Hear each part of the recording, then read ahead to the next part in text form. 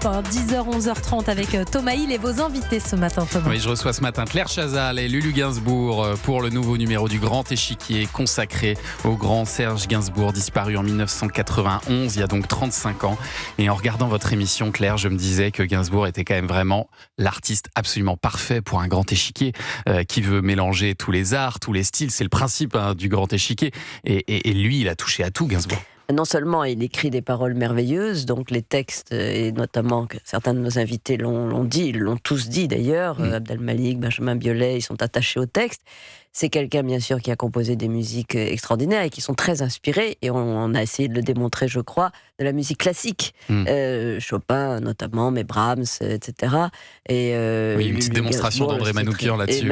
André Manoukian, qui est délicieux et qui est un grand musicien et un passeur, surtout, était évidemment là pour nous le montrer. C'était très intéressant.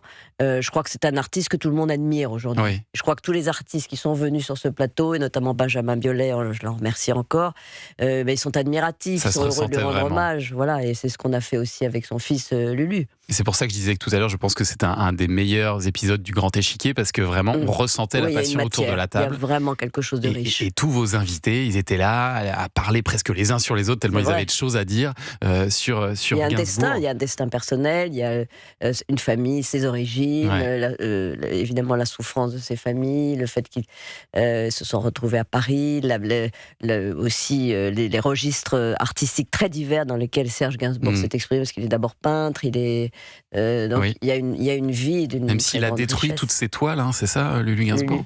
Oui, il était assez destructeur. Enfin, après, c'est ce qu'on m'a dit, parce que j'ai pas vu faire, mais il détruisait pas mal. Ouais. Il détruisait. Et alors, qu'est-ce que ça vous a fait? Bon peintre, parce que j'ai vu son autoportrait. Oui, il était fort. Sa sœur aînée à chez elle, à garder. Un autoportrait où il avait 16 ans, c'est hallucinant, quoi. Oui, il a voulu changer de vie à un moment. On n'a pas bien compris pourquoi finalement. Qu'est-ce que tu penses, toi? Moi, de ce que je sais, il voulait faire de la peinture avant tout. Oui, c'est ça. Évidemment, il a été initié à la musique par son papa.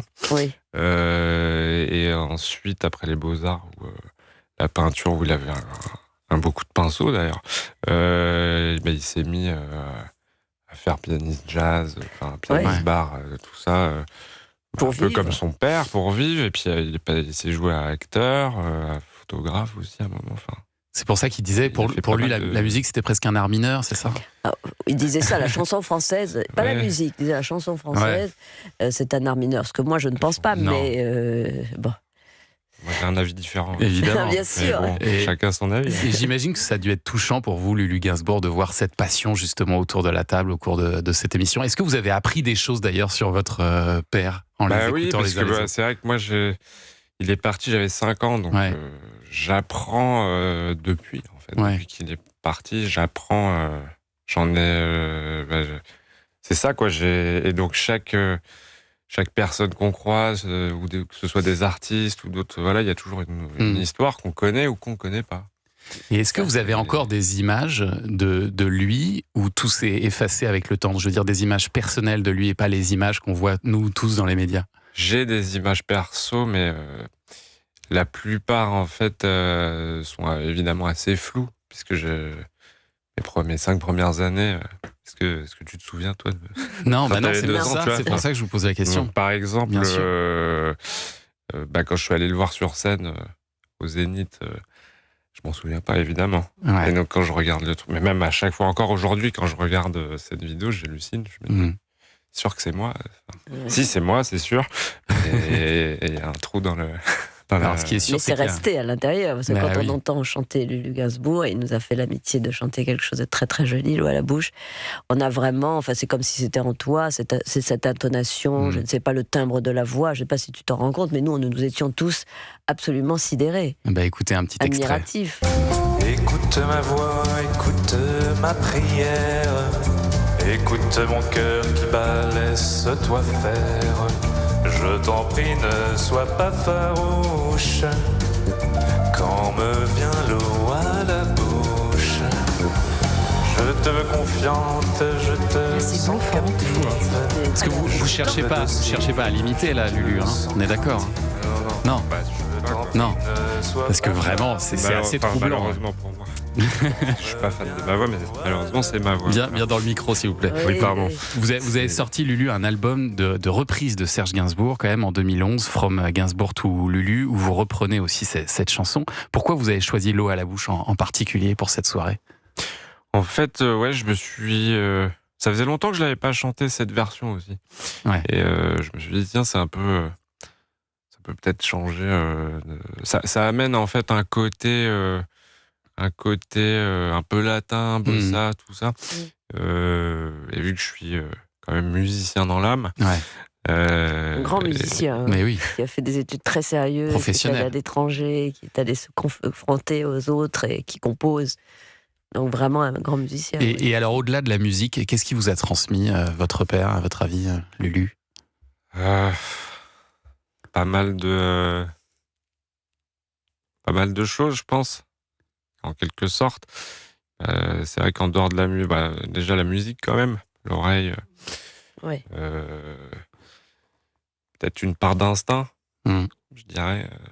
Je suis assez instinctif par moment, quoi. Vous parlez aussi dans l'émission de son goût pour la provocation. Nous, on a aussi, c'est vrai, gardé l'image d'un homme qui semblait avoir de nombreux démons, qui tentait de les calmer, notamment par des consommations excessives d'alcool. Est-ce que vous diriez que malgré tout ça, ça a été un bon père, Serge Gainsbourg ?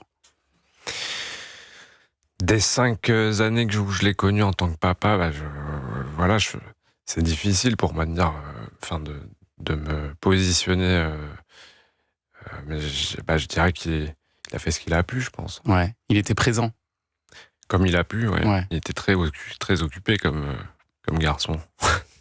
Et alors, ce qui est fou, Claire Chazal, et on va le voir dans un instant avec le petit blind test que j'ai préparé, c'est fou de voir comme Gainsbourg a inspiré des musiciens, des chanteurs de tous bords, des chanteurs de variété, des rappeurs. Quand Adamo reprend, quand Benjamin Biolay qui commence l'émission avec la javanaise, c'est absolument merveilleux.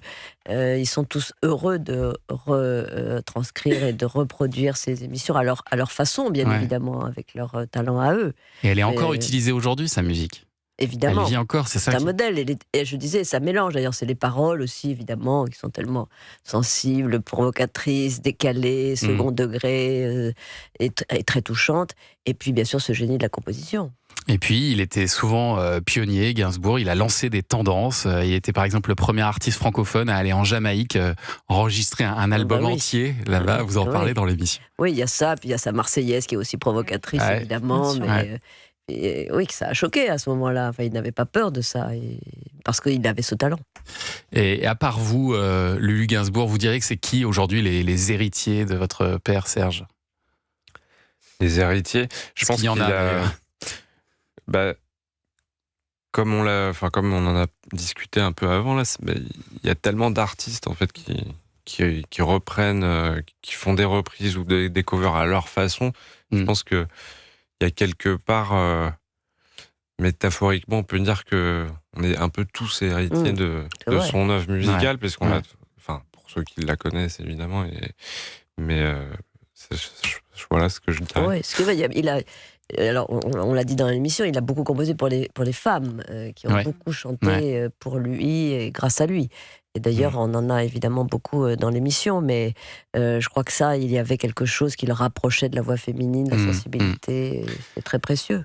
Très réussi encore une fois ce numéro du Grand Échiquier spécial Serge Gainsbourg, présenté par Claire Chazal avec André Manoukian. C'est à voir mardi 10 mars, donc mardi prochain, 21h10 sur France 2 et sur France.tv. Oui, il y a des anecdotes de Philippe Manœuvre aussi qui sont savoureuses, parce que les gens l'ont rencontré. Et d'ailleurs, c'est pour ça que Lulu a dû apprendre des choses sur son père. Exactement. On avait des petites histoires quotidiennes de Serge Gainsbourg. Vraiment, on vous le recommande. Et Culture Média.